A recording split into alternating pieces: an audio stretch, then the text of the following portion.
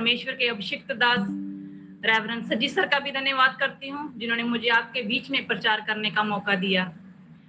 आज मेरा जो सरमन है वह एक्सपोजिटरी सरमन है, जिसके ऊपर मैं बात करूंगी। आइए वचन में जाने से पहले छोटी सी प्रार्थना करेंगे। महान जीवते सामर्थ्य परमेश्वर प्रभु जी, मैं आपका धन्यवाद करती हूँ प्रभु इस समय के लिए। प्रभु जब हम आपके वचन में जाते हैं पिता परमेश्वर, आप हमारी अगुवाई करें, पवित्र आत्मा का मसा देना पिता परमेश्वर, और प्रभु सुनने वालों को अच्छा मन देना प्रभु, और ये वचन सबके लिए आशीष का कारण ठहरे। ये प्रार्थना आपके बेटे उद्धारकर्ता प्रभु यीशु मसीह के नाम से मांगती हूँ, आमीन। मेरा जो सब्जेक्ट है वो है पिता का प्रेम। परिचय।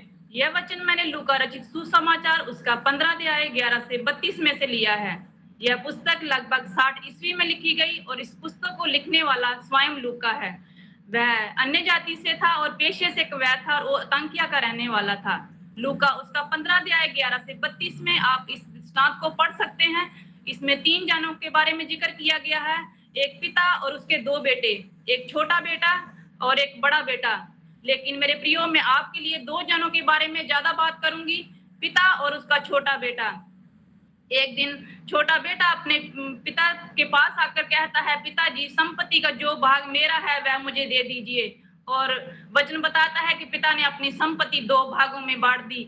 जब छोटा बेटा अपने पिता से अपनी संपत्ति का भाग मांगता है मेरे प्रियो, तो वो इसका मतलब होली दृष्टिकोण में बहुत ही बुरा और गिरा हुआ माना जाता है, क्योंकि जब तक पिता जीवित है तब तक वो सब उसके प्राइमरी अधिकार में रहता है, और जब तक पिता जीवित है उसको कोई भी बेटा बेच नहीं सकता है, क्योंकि सबको अगर वो उस संपत्ति को बेचता है तो उस गांव में उसे कोई भी खरीदेगा नहीं और उस बेटे का कोई भी साथ नहीं देना जाएगा, क्योंकि सबको परिस्थिति का एहसास होगा और उस दुष्ट बेटे का कोई भी साथ नहीं देगा। क्योंकि हम 10 आज्ञाओं में देखते हैं, 10 आज्ञाओं में एक आज्ञा है अपने माता पिता का आदर करना भी है, और उस आज्ञा को ना मानने वाला मृत्यु दंड को बुलावा देता है। वचन में हम देखते हैं कि वो अपना हिस्सा लेकर दूर देश को चला गया। ध्यान दीजिए मेरे प्रियो, अब वह बात सामने आती है जिसके कारण इस पुत्र का नाम उड़ाऊ पुत्र रखा गया। 13वें आयत में लिखा है, उसने सब कुछ कर्म में उड़ा दिया। ध्यान दीजिए मेरे प्रियो, अगर हम उड़ाऊ पुत्र की जगह इसको कर्मी बोलते तो जरा मैं सोचती हूँ ठीक बैठता, क्योंकि लिखा है उसने सब कुछ कर्म में उड़ा दिया। ऐसे व्यक्ति के लिए यीशु क्या बता रहे हैं कि इसकी कहानी सुन, उस बेटे पर कोई भी विश्वास नहीं करेगा और कोई भी उसका स्थान नहीं रह जाएगा मेरे प्रियो। वचन 14 कहता है, जिस देश में वह गया उस देश में भारी अकाल पड़ा और वह कंगाल हो गया। वह सूरों के साथ ठिकाना पाने के स्तर तक बर्बाद हो चुका था। आगे हम देखते हैं मेरे प्रियो, उसे कोई भी कुछ भी नहीं दे रहा था। जब प्रभु यीशु ने इस बात को कहा होगा, बोला होगा, तो सुनने वालों को बड़ा मजा आया होगा कि इस कुकर्मी के साथ अच्छा न्याय हुआ है। उन्होंने अपने मन में ये कहा होगा, इस कुकर्मी के साथ अच्छा न्याय हुआ है। अब मेरे प्रियो, हम वह बात सामने आती है जिसकी सुनने की किसी ने उम्मीद भी नहीं की होगी। वो खबर यह थी मेरे प्रियो, 17वां आयत कहता है कि वह बेटा अपने आपे में आया।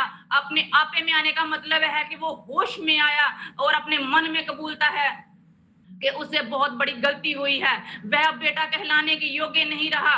अब वो पिता के यहाँ मजदूरों के जैसे रहना चाहता है मेरे प्रियो। आगे हम पढ़ते हैं, वह बेटा उठता है, वो अपने घर की ओर चल पड़ता है मेरे प्रियो। 20वां आयत कहता है कि वह अभी दूर ही था। मेरे प्रियो यहाँ पर ध्यान दें, वो अभी घर के नजदीक नहीं पहुंचा। वचन बताता है कि वो घर से बहुत दूर ही था और उसके पिता ने उसे देखकर उस पर तरस खाया और दौड़ कर जाता है और उसको अपने गले लगाता है मेरे प्रियो, और उसे बहुत चूमता है मेरे प्रियो। यहाँ पर यीशु क्या बता रहे मेरे प्रियो, आपके मन में स्वर्गीय पिता की छवि इस दृष्टांत में जो पिता है वैसे ही उभरने पाए मेरे प्रियो। वो ध्यान से मेरे प्रियो, वो बेटा शायद नहाया नहीं होगा, शायद मैं सोचती हूँ कहाँ ही नहाया होगा, कपड़े भी अच्छे नहीं पहने होंगे, बाल और दाढ़ी भी भिखारी की नहीं बढ़ गया होगा मेरे प्रियो। लेकिन मेरे पिता का प्रेम देखिए कितना महान है मेरे प्रियो। वो झट से अब पिता अपने दासों से कहता है, इसको अच्छे से अच्छे वस्त्र पहनाओ, इसको हाथ में अंगूठी और पांव में जूतियां पहनाओ। आगे मेरे प्रियो, जब हम निष्कर्ष में देखते हैं कि जैसे छोटा बेटा अपने आपे में आकर, होश में आकर अपने पिता के पास वापस आता है, अगर मेरे प्रियो आप भी अगर अपने पिता के पास वापस आना चाहते हो, आप कैसे भी हो, कितने भी गंदे हो, कितने भी दाग वाले हो, आपने कितना अनुग्रह बर्बाद कर दिया है, आपकी गवाही समाज में कितनी खराब हो चुकी है मेरे प्रियो, इससे पिता को कोई मतलब नहीं है मेरे प्रियो।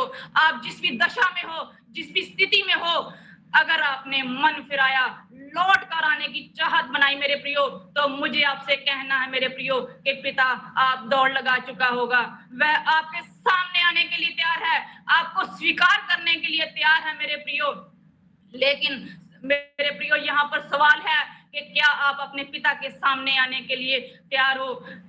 मेरा पिता यहाँ पर क्या बताता है कि क्या आप अपने पिता के सामने आने के लिए तैयार हो? पिता की दौड़ एक हंस को बताती है मेरे प्रियो। यहाँ पर सोच विचार करें, अगर उस पिता की जब बेटा आता है, उस पिता के पहचानने से पहले किसी धर्म गुरु ने, किसी जाजक ने या उस फरीसी ने, किसी ने उस बेटे को पहचान लिया होता, तो उसको पथराव करने के लिए अपने इलाके में ले गए होते मेरे प्रियो। लेकिन पिता का उसका बेटा नष्ट हो जाता। पिता यह जानता था, इसलिए न्याय से ज्यादा तेज प्रेम के कदमों की रफ्तार होती है मेरे प्रियो।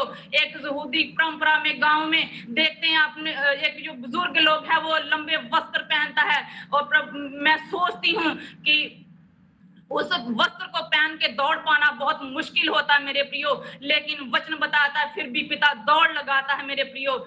यह पिता दौड़ता है और अपने बेटे को गले लगाता है। यह पिता का अपने बेटे के लिए एक रेस्क्यू ऑपरेशन था मेरे प्रियो।